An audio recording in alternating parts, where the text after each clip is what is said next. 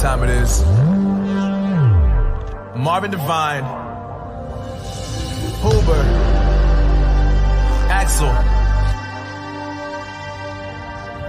and you know how we do.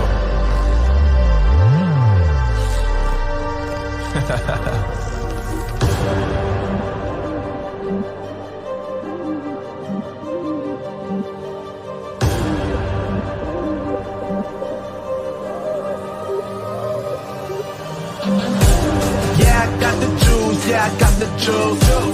Whip game cool, make them look like cool. Always play cool, that's the biggest rule. Forget what they doing, keep on doing.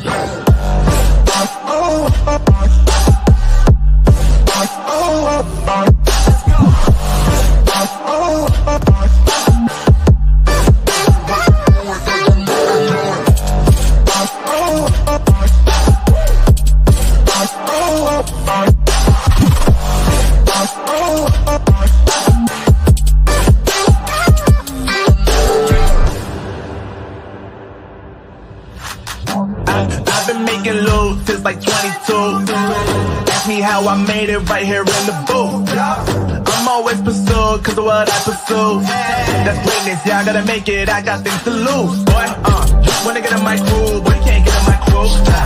Me, XL, and Huber way too fireable. When this joint drop, better call the troops. And when you hear the drop, better raise the roof.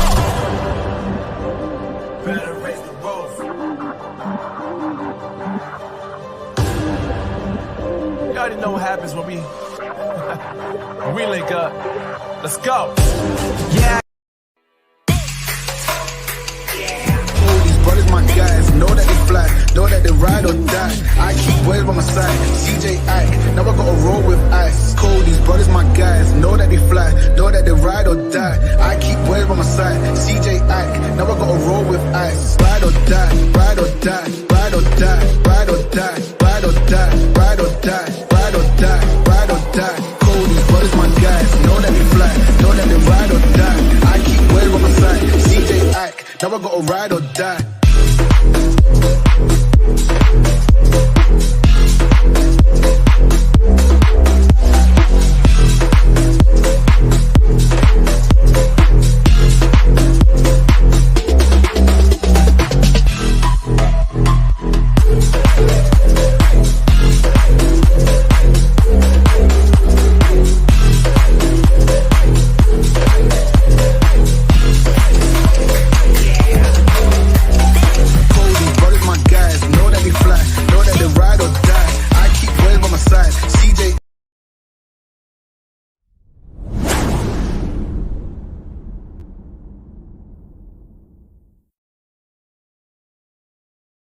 Y'all ready for this? Yeah.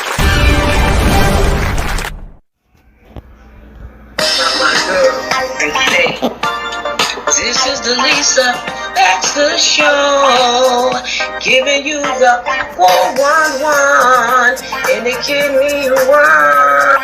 My girl, and say, this is.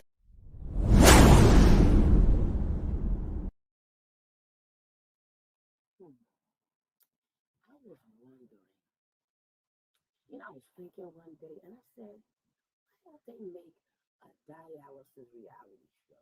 Or, wouldn't that be nice? Or if they make a transplant show, or a podcast, or a movie, or something like that to spread awareness, to bring awareness. I don't know. I mean, I wish they had support groups. I wish they had organizations and foundations. I wish they had kidney walks and stuff, and to educate communities and families and stuff. Oh man, I got this great idea, but I don't know how to orchestrate it.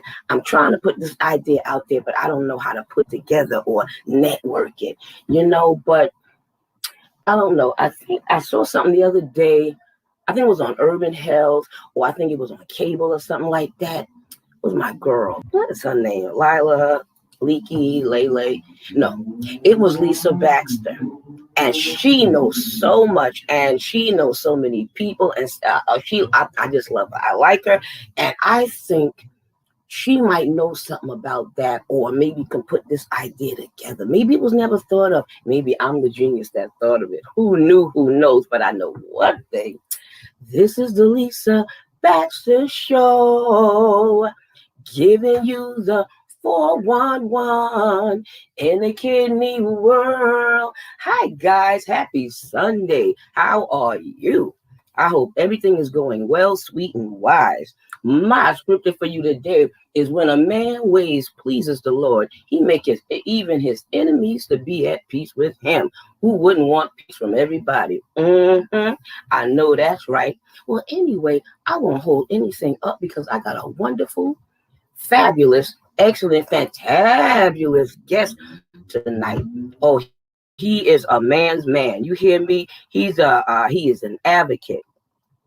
He's a voice for the people. He just a little bit of everything. He works with a pharmaceutical industry for over 25 years.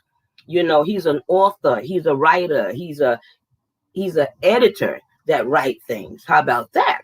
I mean, he writes so much stuff. He worked with nephrology, the American Society of Nephrologists. And he just do a little bit of everything with organizations and doing his own thing at the same time. I'm going to let him tell his own story. I'm going to let it put it out there. Okay, Kevin Fowler, the man. Woohoo! PKD.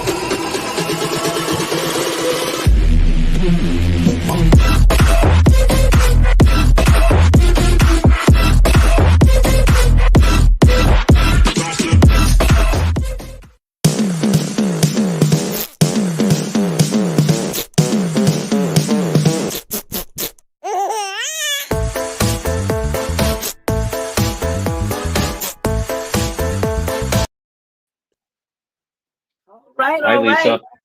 Hi. That was quite a build-up.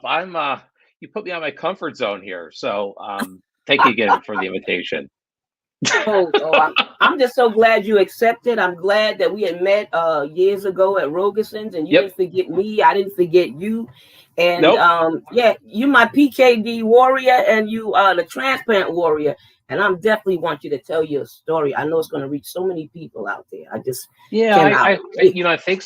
Thanks for the opportunity, and I just hope that tonight our conversation can help people out there that are maybe struggling without hope, and that's a bad situation. So, just a little bit about me personally.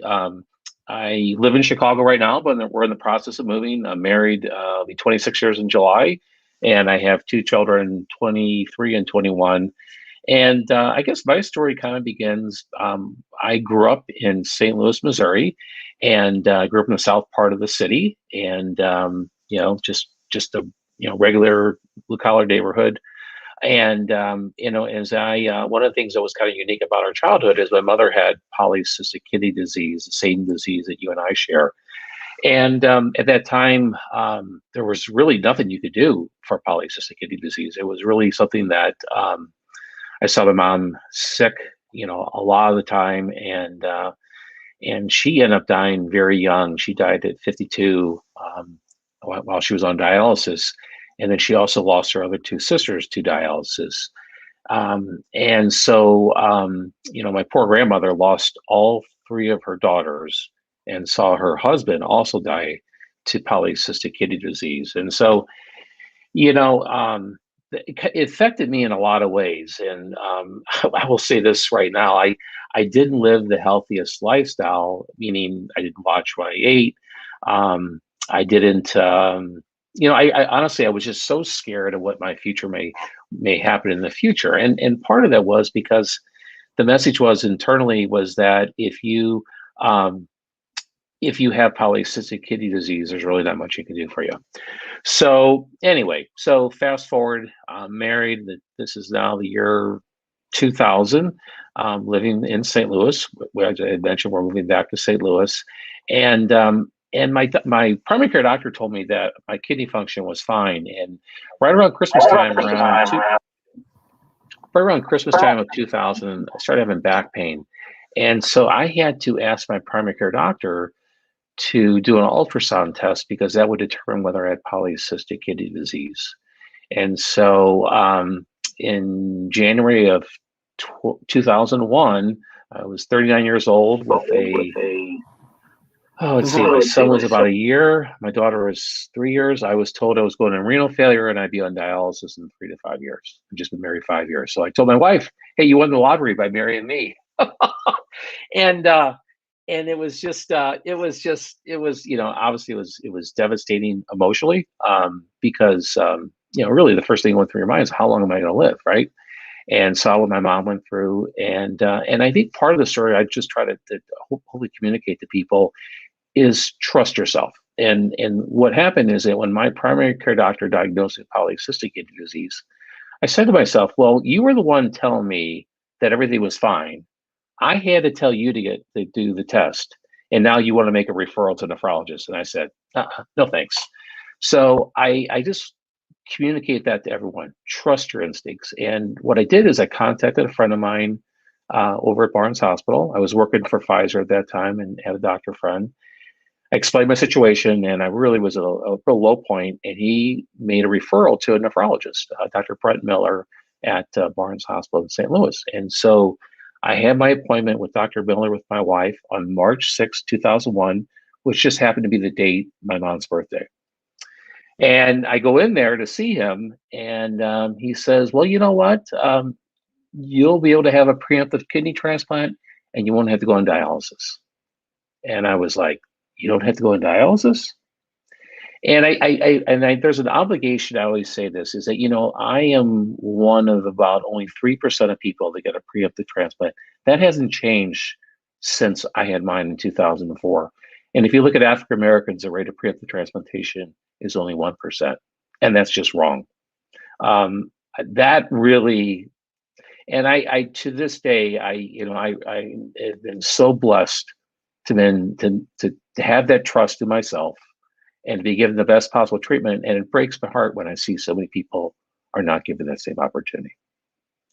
And so then eventually, I continued to work. I was working as a sales manager, and was just wondering what's going to happen, right? The uncertainty, that, Lisa, you've been through this and more. And then it came the time to find a donor.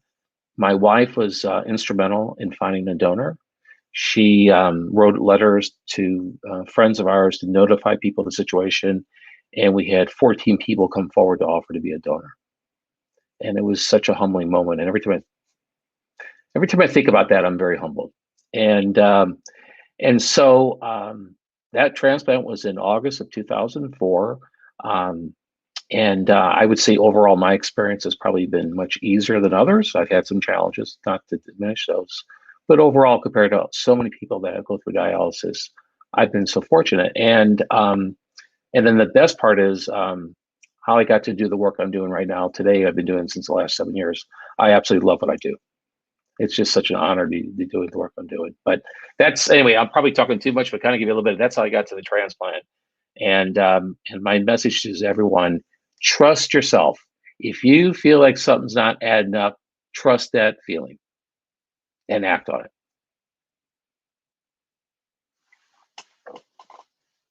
Hey, can't hear Lisa.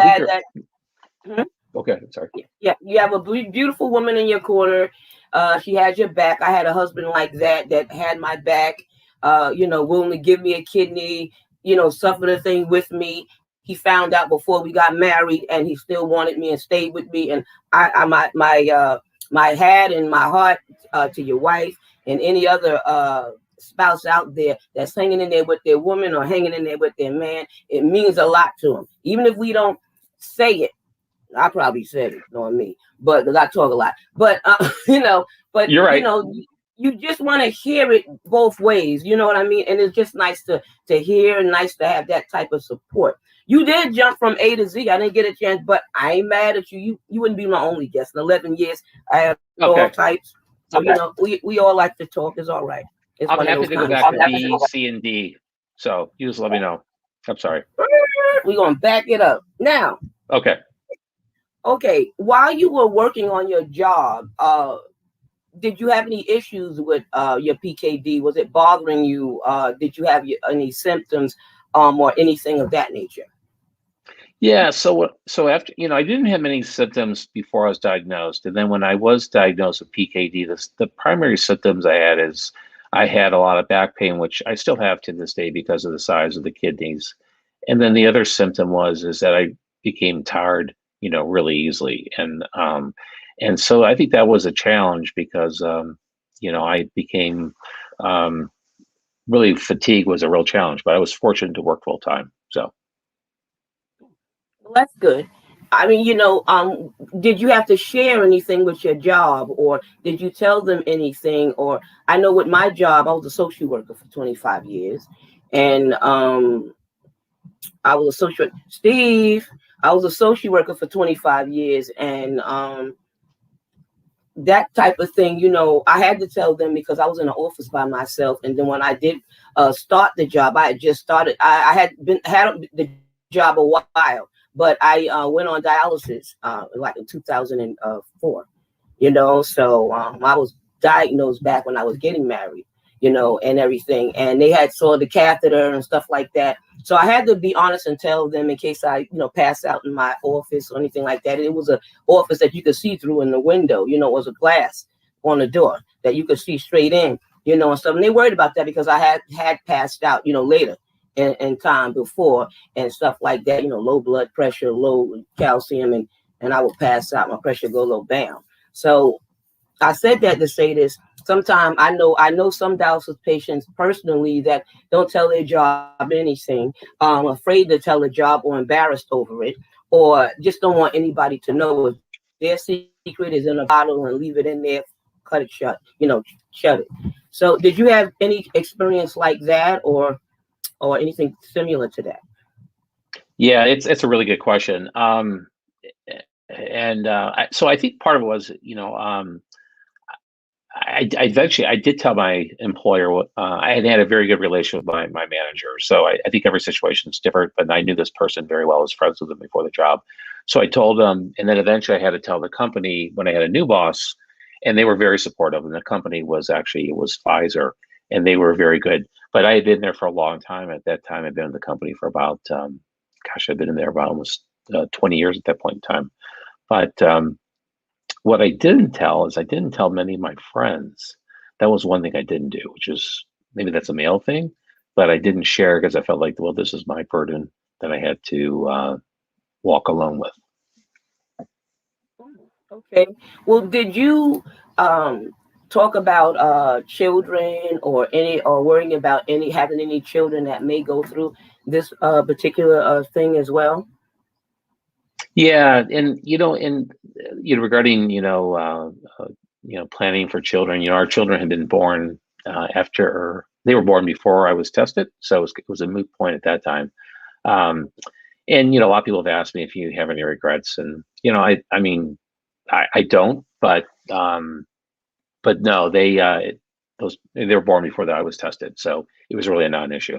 So. Well, that's good. That's good.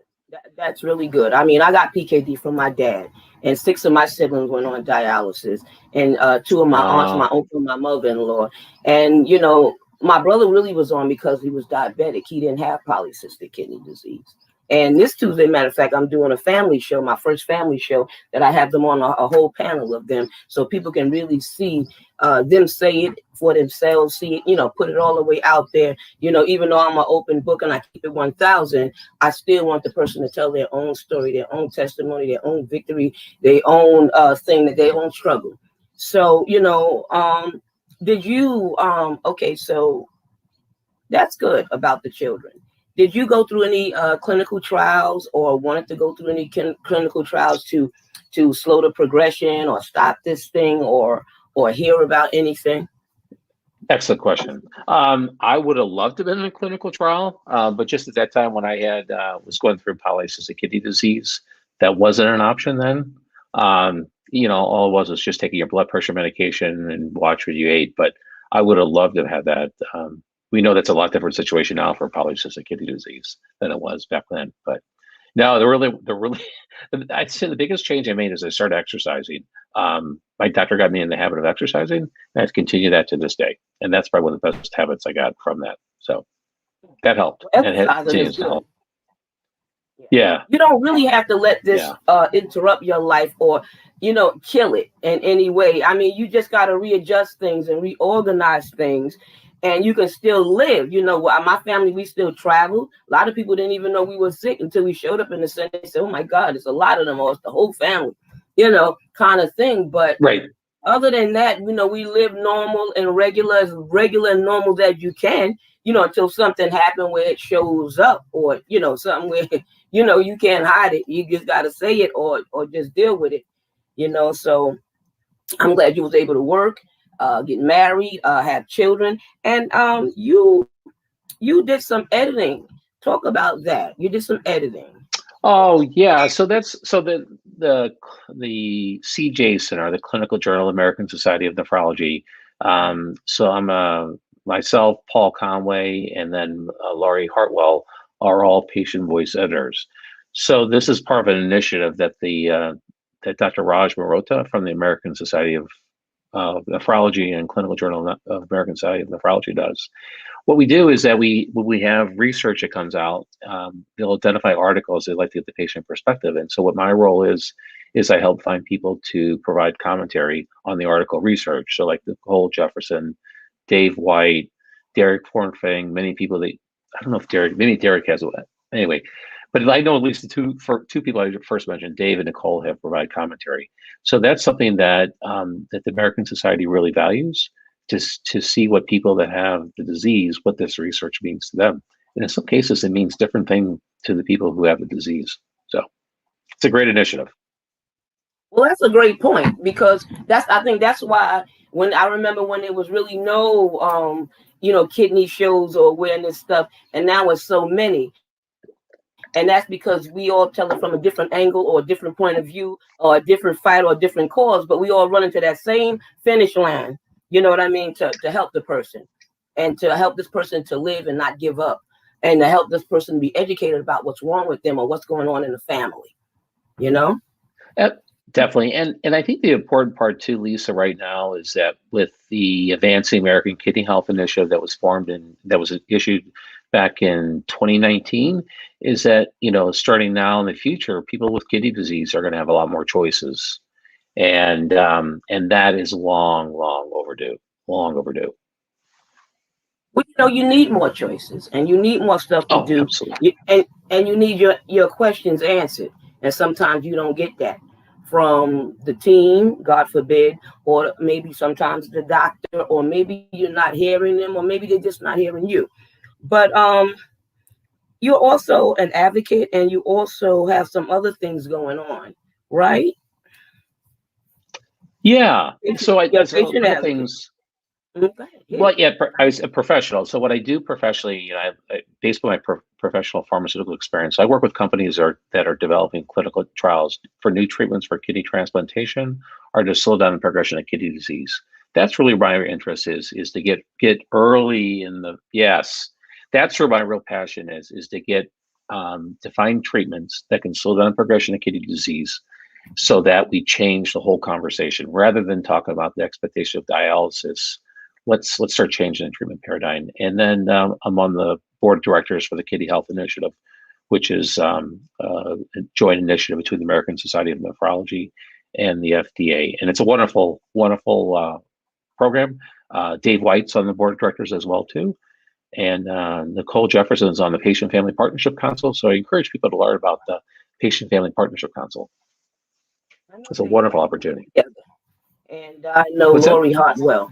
I said, I know Laurie Hartwell, yes. And Dave White and I work together. We work on the same job. Yes. So, yeah. He's a good guy.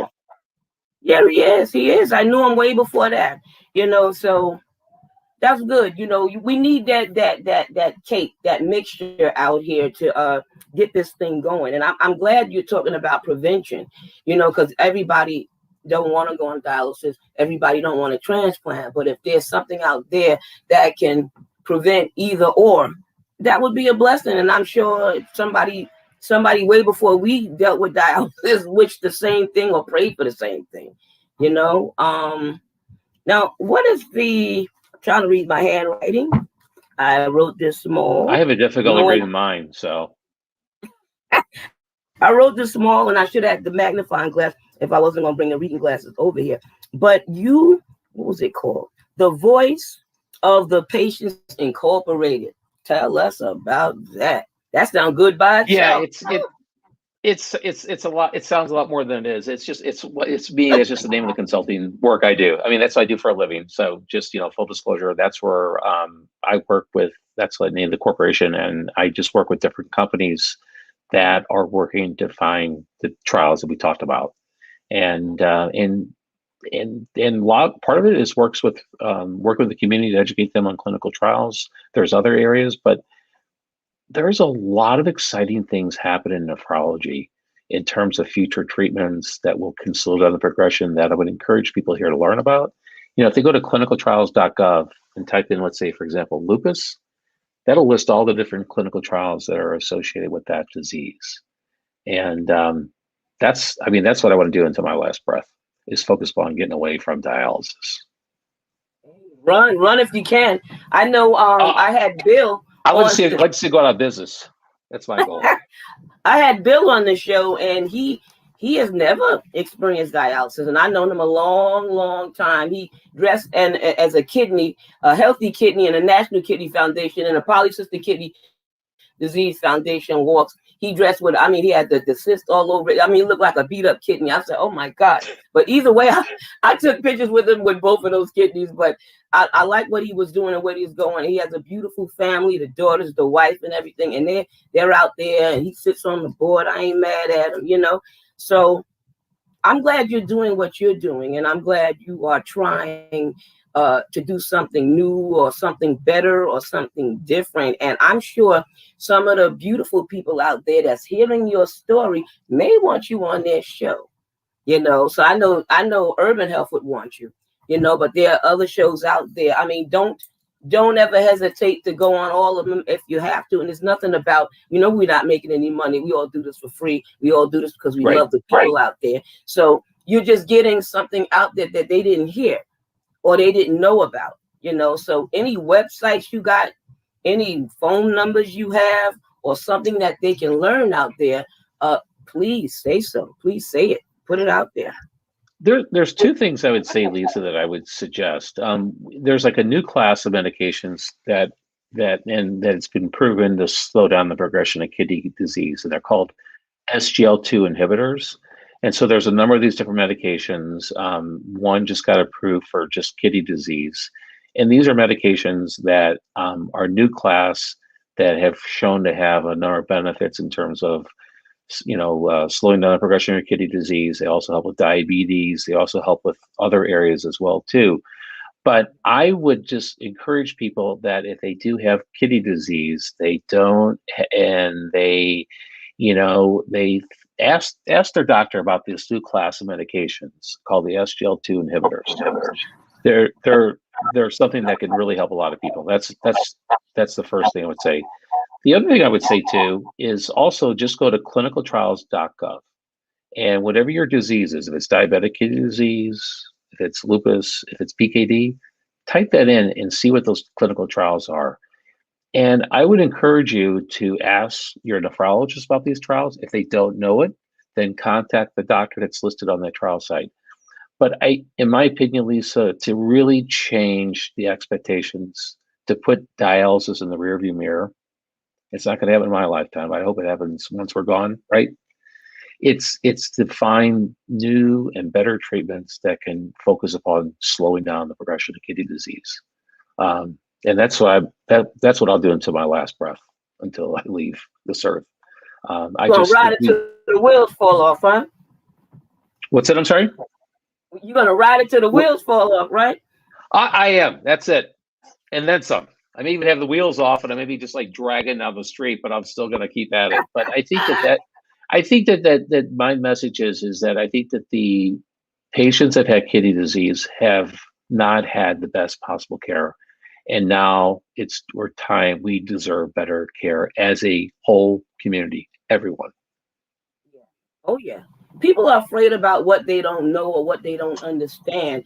Side effects of all the medicines you take as a transplant. I mean, mine went way Right. down, and it went way down easily, but people are afraid of that. People don't know that how it would affect when the blood is being drawn from your body, going through a machine and coming back. So when they hear this stuff, they get scared. Now, sometimes you say clinical trial, people say, "Well, I ain't no guinea pig," or then they want to know the side effects of these medications. Do they have a lot of bad side effects or anything for them to worry about if they dealt with these clinical trials? If Yeah, you know. and there may be some, and those are all questions that you can ask the person that's responsible for that trial. So those are all questions, all part of the informed consent process. But those are all questions you ask. So any trial is strictly it's a volunteer choice on your end. I do want to say one other thing too. If you want to learn more about like becoming involved with kidney disease organizations like AAKP, American Association of Kidney Patients, National Kidney Foundation, those are other good places I would encourage people to look at for information and to become involved as well too. Oh yeah, yeah, yeah. The renal network. There are a lot of good Renal ones Support Network. out there. You know, Yep, for so there many are. things, because kidney patients don't always have just a sickness or a disease or being or dealing with this thing. Sometimes there are financial issues involved. Sometimes they don't have any money or housing and stuff like that. That's why my show is full of resources. I try to give different types, different kinds, and even different illnesses. It may be a sickle cell, psychosis. It could be something else they're dealing with, or a combination of things along with dialysis or along with having a transplant. But whatever it is, I mean, we all out here to be a support. We all out here to pray. We all out here to hold your hand, and we all out here to make something happen. So I'm glad that you're doing what you're doing, what you're trying to do, and even what you're doing. But would you, if you had to tell somebody that had to go through what you went through or dealing with what you dealt with, what would you say to them to encourage them? Put some encouragement out there. Yeah, I think encourage is this is so trite, but you have to look out for yourself, right? So you have to if you have to advocate for your health. You have to trust yourself. You don't have to have an MD behind your name to have that knowledge. You trust yourself. And I think the other part too is that if you don't know, then I think go and speak to people out there that have been through it, right? Like myself, Patrick G, Derek Forfang. There's many of us out there, right, that have been through this, and that we're here to help provide support. And that's what these patient organizations like AAKP and NKFS do as well. But I think that it's kind of like my situation. Many things had changed for the better, but I had my head buried under the ground, and I didn't deal with it until I was forced to. I was just very fortunate by an act of grace to have a preemptive transplant. And but I just say you got to fight for your health. That to me is it. And that's party. And that's my philosophy is to fight. That's my philosophy. And then I think the other thing too, Lisa, like someone just asked a question about exercise, right? I mean, that's something that I would say that I've done routinely since 2001 is just, I have like but today we went walking downtown Chicago, right? My son, my wife, we just walked all over, right? We have an elliptical, but every day I have to do something where I say, I got a good sweat, right? And get the blood moving. That's one thing that if you have any level of kidney disease, there's benefits from that. So anyway. Circulation. Yeah. My husband and I used to jog together. We ran together. We exercised together. Sometimes we did those things apart, but we did a lot of that together. And that's nice that you do it as a family. Because if it comes a way of life, you, your son, your children would do that anyway, because they know that's something that it should be done. Just like if you ate right, or your nutrition, the habits of the family, the good and the bad affect the whole family. You know what I'm saying? So well said. Well said. And that's a really good point you bring up there too, Lisa. I think about if you have like a situation that if you have like a genetic disease where there's a possibility other family members that have it, like we both have with PKD, I always try to think about the example you're setting for others to emulate, right? So think about the responsibility you have to be a leader. And that to me is also what motivates me, is to set a good example, not just for your family, but for those who are going to follow us, right? There's a responsibility there. people are looking at you. I know they looked at me in the center when I was in there for 12 years, and I enjoyed being an advocate. It was heavy work sometimes it was exhausting, but you know, you were glad to do it, just like we're glad to do this. You know what I mean? Did we leave anything out? Is there anything extra you want to say before I let you give you a shout out to whoever you want to give you a shout out to? I'm enjoying our conversation. I'm enjoying what I'm learning and what I'm hearing, and I'm sure they are too. Yeah, my main message is as a community as a whole, always trust your intuition about something, right? And demand better care. Demand it, and think about those who are going to follow us as well, so we make it better for them. But the bottom line is, I love a good fight, and I'm going to fight until my last breath, until things turn for the better. Woo! That's You ain't never lied. I ain't mad at you. Come on here. No. I mean, I'm going down swinging in terms of. I mean, and I mean that fighting the good fight, right? Oh yeah. To change things, that raise expectations. And I think that's it. And I just appreciate the opportunity to speak with you. And if I can help you or others, please let me know. Oh, you know, I'll stay in touch. I'll definitely stay in touch. Anything you need me to post, I'm a post woman. I post a lot of stuff on health, wealth, strength, resources, you name it. Fantabulous stuff, you know. But you know, I like what you're trying. I just like the fact that you don't mind fighting. You know, you don't mind being in a fight. You don't mind being in the trenches or getting your hands dirty. You know, I love it. I guess me too. What's a little dirt? Get some soap, wash it off. You know what I mean? If you're fighting a good fight, it's not a fight. It's just anyway. It's just, I think that's the part, is that it's just. But I think that based upon what I've been given in my life, there's been a responsibility to do what I'm doing, and I absolutely love what I do. I feel so fortunate. Your calling. That's your calling, huh? You got it. Well, you know, right. You have doctors that welcome your questions when you ask, and you got some that act like what you have the nerve to ask the question. You know what I mean? Or be involved in your care. And some of them want you to be involved and push the fact that they want you to be involved in your care. But, you know, you get all those mixed messages, but whatever message it is, you want the right one. You know what I mean? So, like you said, advocate for your care. I don't let them just give me any old thing. If it's not right for me, we're going to talk about it. We're going to go to the table on it. You know what I mean? We're going to get some answers. Yeah. Do you have any? No, I think. Go ahead. Oh, sorry. No. I was about to ask you about the shout out. Right. What you wanted to say before I do the shout out? I just get faint there for a second, Lisa. When turn up the sound here. You were saying, what was the question? I'm sorry.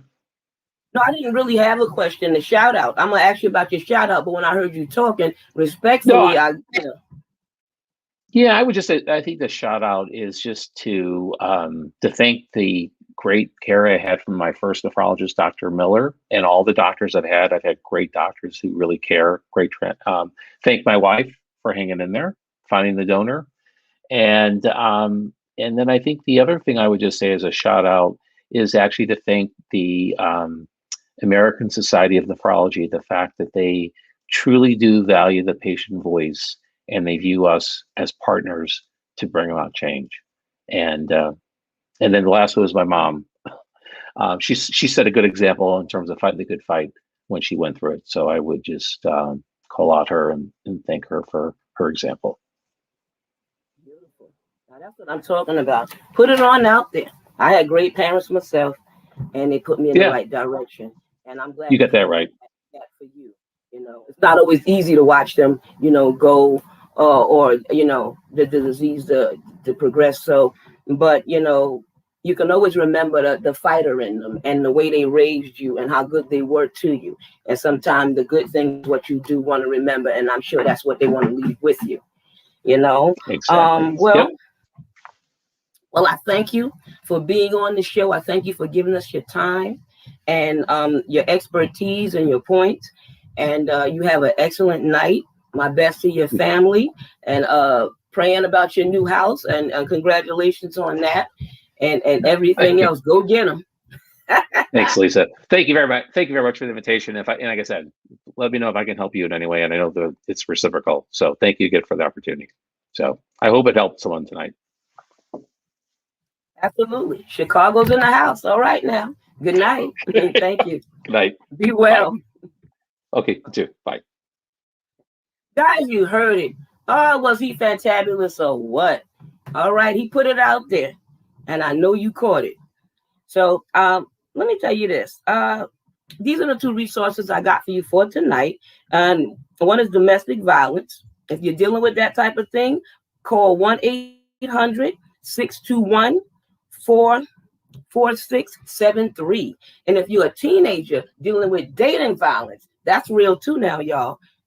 There's so much violence out there in all kinds of ways. But the dating one is 866-331-4474. And I'll definitely put it in the chat because I do watch the show after. I do answer questions after that. And I do thank you and appreciate you because sharing is caring. It's nice to be important, but it's more important to be nice. And I thank you for this time and space. Don't forget, Tuesday at 8 o'clock. I'm doing a family show on Urban Health Outreach Media Facebook page. And support these other shows out here too, whatever channel or what is on, whatever platform is on. Be a blessing, all right? You're not a curse, you're a blessing and a diamond. I love you. Good night. Appreciate you. V for victory. Peace.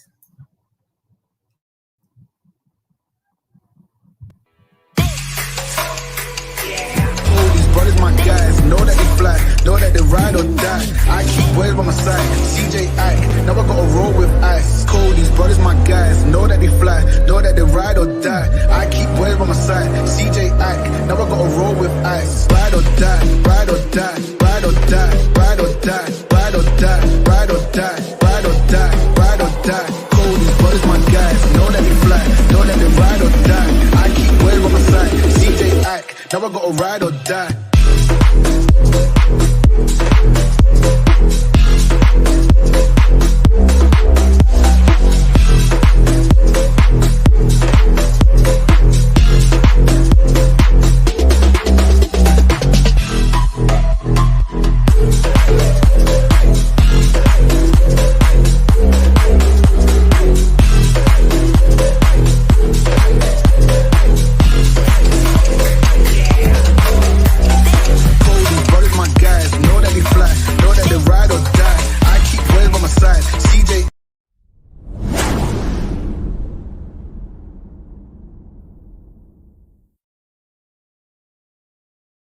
Y'all ready for this? Yeah.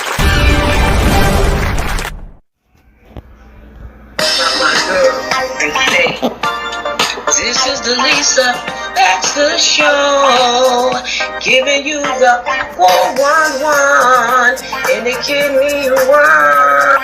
My girl, and say, this is